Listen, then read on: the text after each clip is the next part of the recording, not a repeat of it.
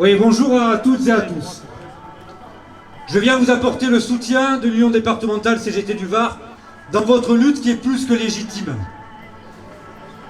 Céline l'a dit, certains ont qualifié depuis un an de premiers de cordée, mais surtout de premiers de corvée, toutes celles et ceux qui ont pu assurer les activités essentielles, et notamment l'alimentaire, depuis le début de cette crise sanitaire.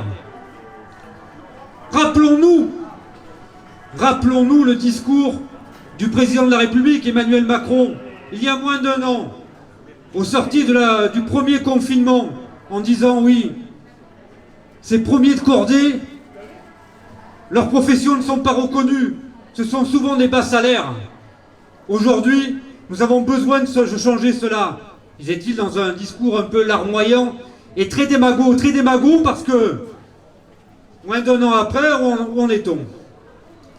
Une très grosse partie, justement, de ces premiers de cordée, hormis quelques soignants, sont smicards. Et la réponse du gouvernement, vous l'avez eue le 1er janvier, avec l'augmentation annuelle du SMIC. Augmentation exponentielle. 0,99%. Pas 1%. 0,99% d'augmentation du SMIC au 1er janvier, après ce que l'on a traversé. Ça veut dire que le taux horaire passe de 10,15 à 10,25. C'est une avancée sociale, cela? Est-ce que c'est reconnaître vos professions?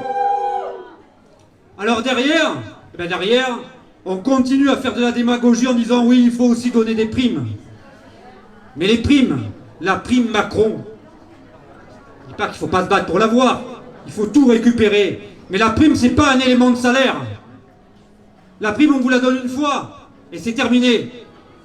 Et aujourd'hui, quand je regarde et que je lis les propos de votre directeur dans les colonnes de Var Matin, qui laisse entendre que parce que vous allez avoir une prime de 500 € brut, 530 € brut dans l'année, ça serait mirobolant. De quoi se plaignent-ils? 530 € brut, 44 € brut par mois.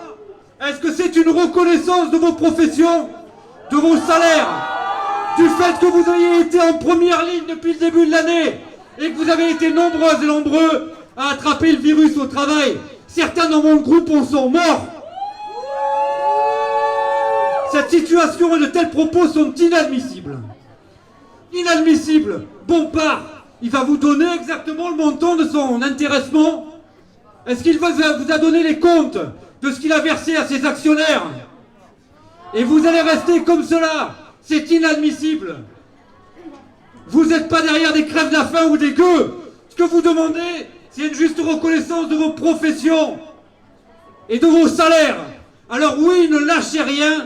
Nous serons là pour vous soutenir, parce qu'il est inadmissible que de telles situations puissent perdurer, notamment aujourd'hui avec le 3e confinement, parce que vous êtes toujours là, sur le pont, pour pouvoir répondre justement aux différentes sollicitations. Alors ne lâchez rien, par la régression sociale ne se négocie pas, elle se combat.